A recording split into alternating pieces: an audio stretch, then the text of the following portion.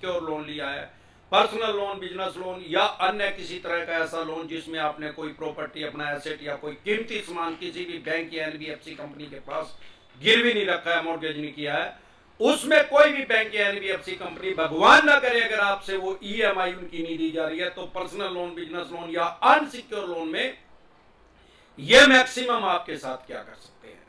साथियों, अगर आप मुझे फेसबुक पे देख रहे हैं तो हमारा एक चैनल है यूट्यूब पे डिसेंट एडवाइस के नाम से, जिस पे मैं लगभग 1300 के करीब वीडियो डाल चुका हूं लोन से रिलेटेड। आपको या आपके किसी भी यार प्यारे रिश्तेदार को लोन से रिलेटेड कोई भी दिक्कत, परेशानी, समस्या अगर आ रही है तो यूट्यूब के सर्च के ऑप्शन में जाके वो प्रॉब्लम लिखिए, आगे डिसेंट एडवाइस लिखे, तुरंत प्रभाव से आपकी समस्या का समाधान हो जाएगा। साथियों, जैसा कि हम बात कर रहे थे कि अनसिक्योर लोन के बारे में, अगर आपका कोई अनसिक्योर लोन है या सिक्योर लोन भी है, जैसा कि मैं हर बार कहता हूं, अगर आपके पास पैसे हैं तो इनके पैसे दे दें, कहीं से बंदोबस्त हो जा सकता है, व्यवस्था हो सकती है, तो आप इनके पैसे का इंतजाम करके इनके पैसे दे दें।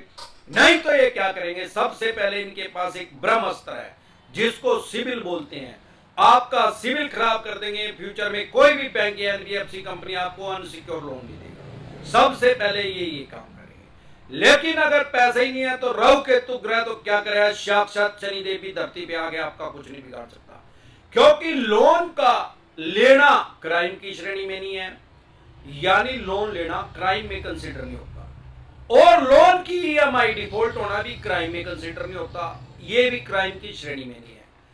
अगर आपके 2 लोन डिफॉल्ट हो गए, 5 हो गए या 25 लोन भी आपके डिफॉल्ट हो गए, चाहे वो सारे अनसिक्योर थे, सारे सिक्योर थे, आधे अनसिक्योर थे, आधे सिक्योर थे, सबकी 5-5 ईएमआई भी अगर आपकी डिफॉल्ट हो गई है, नहीं दी जा रही है, तो भी ये क्राइम की श्रेणी में नहीं है, ये सिविल का रोंग माना जाएगा।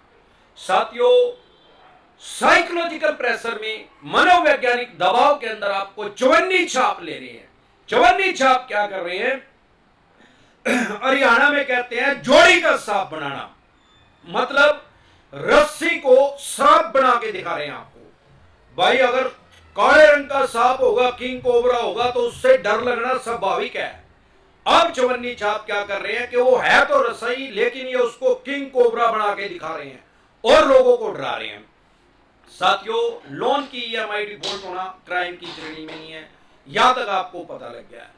अब चवन्नी छाप क्या कह रहे हैं कि भाई ये चेक बाउंस का केस हो जाएगा, 7 साल की सजा हो जाएगी, फलाने की सजा हो जाएगी, ये हो जाएगा, वो हो जाएगा। साथियों, सबसे पहले तो एक बात आप समझे कि जब भी चेक बाउंस होएगा तो कोर्ट का नोटिस आपके पास आएगा, सब उससे भी पहले वकील का आपके पास एक नोटिस आएगा। वैसे तो 99% फेक नोटिस भेज रहे हैं आपके पास, ये चवन्नी छाप ही भेज रहे हैं। चवन्नी छाप हाईकोर्ट के वकील बन के फोन करते हैं, 30,000 कोर्ट वकील बन के फोन करते हैं, दिल्ली से 30,000 कोर्ट के वकील बन के फोन करते हैं, क्राइम ब्रांच के इंस्पेक्टर बन के फोन करते हैं। आजकल चवन्नी छापी भी इन्होंने लगा ली है, वो भी अपने आप को हाईकोर्ट का जज समझ लिए हैं, जज बन के भी फोन करने शुरू कर दिए इन्होंने, भीखमंगों ने। साथियों, मैक्सिमम क्या आपके साथ क्या हो सकता है, भाई अगर आपने क्रेडिट कार्ड लिया है तो क्रेडिट कार्ड में तो चेक दे ही नहीं रखा, और ज्यादातर लोगों ने ईसीएस भी लगा रखा है, क्योंकि ये तो पता नहीं भाई कितना पैसा आप यूज करोगे, लोग उसको या ऑनलाइन या ऑफलाइन पे करते हैं, तो उसमें चेक बाउंस का तो केस हो ही नहीं सकता। और मैंने क्रेडिट कार्ड में आज तक किसी को ऊपर केस भी नहीं होता देखा, इसमें सेटलमेंट ही करते हैं।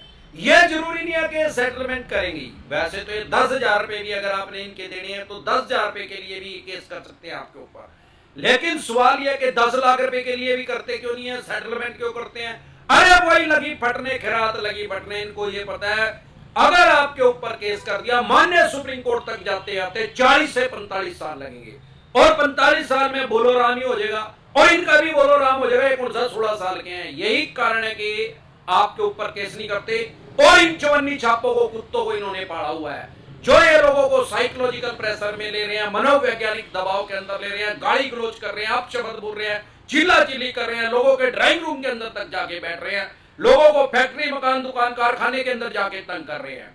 ऐसे इनके पास कोई राइट्स और कोई अधिकार नहीं है।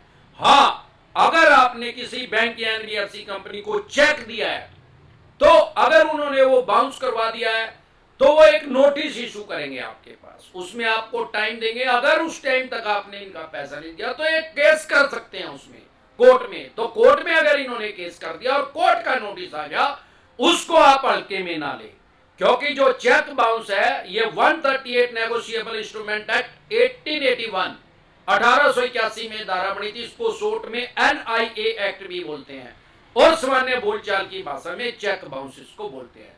अगर आपका चेक बाउंस हो गया है तो आप इसको हल्के में ना लें। अगर कोर्ट का नोटिस आ गया है, 1 2 3 आपके पास नोटिस आ रहे हैं, क्योंकि जो चेक बाउंस है ये सिविल का भी और क्रिमिनल का भी दोनों इसमें तासीर है, यानी ठंडा भी गर्म भी। जैसे पहले ब्रिटानिया के बिस्कुट आते थे, मीठा भी और नमकीन भी। क्योंकि चेक बाउंस में आपको या तो 100% तक जुर्माना हो सकता है, मतलब जितने का किसी ने बैंक NBFC कंपनी ने चेक बाउंस किया उसका 2 गुना तक जुर्माना। भाई 5 लाख का है तो 10 लाख रुपए तक, जरूरी नहीं है कि 10 लाख ही होगा, 5.5 हो जो, 6 हो जो, 7 हो जो, 8 हो जो, मैक्सिमम 10, या 2 साल तक की सजा का प्रावधान है। 2 साल की कारावास, 2 साल की जेल आपको हो सकती है, लेकिन जरूरी नहीं है कि 2 साल की ही जेल होगी। ये तो चवन्नी छाप आपको बता रहे हैं कि 7 साल की सजा होगी, इतने की सजा होगी। ये टोटल बकवास कर रहे हैं। चेक बाउंस में मैक्सिमम 2 साल तक की सजा आपको हो सकती है। वो जरूरी नहीं है कि 2 साल की होगी, ज्यादातर 6 महीने साल की इसमें होती है और फिर जमानत भी इसमें मिल जाती है। आप चेक बाउंस का अगर कोर्ट का नोटिस आपके पास आ रहा है, इसको हल्के में ना ले। अगर आप इसको हल्के में लेंगे, इसको इग्नोर करेंगे, एक नोटिस कोर्ट से आया, 2 आए और 3 आया, आपने तीनों को इग्नोर कर दिया, तो फिर कोर्ट के पास राइट्स हैं, कोर्ट के पास पूरे अधिकार हैं कि आपका नॉन बेलेबल वारंट इश्यू कर देंगे। फिर आपके घर पुलिस जरूर आएगी, क्योंकि लोन का EMI डिफॉल्ट होना क्राइम की श्रेणी में नहीं है। हर बार बताता हूं, सारे देश के किसी थाने, पुलिस स्टेशन, चौकी से आपके खिलाफ FIR लॉन्च नहीं हो सकती। आपके घर कोई पुलिस वाला नहीं आ सकता, ना कोई पुलिस वाला आपके पास फोन कर सकता। लेकिन अगर आप 3 नोटिस आने के बाद भी कोर्ट में नहीं जा रहे हो चेक बाउंस के, तो ये क्राइम की श्रेणी में आ जाएगा। ये कोर्ट की अवमानना मानी जाएगी।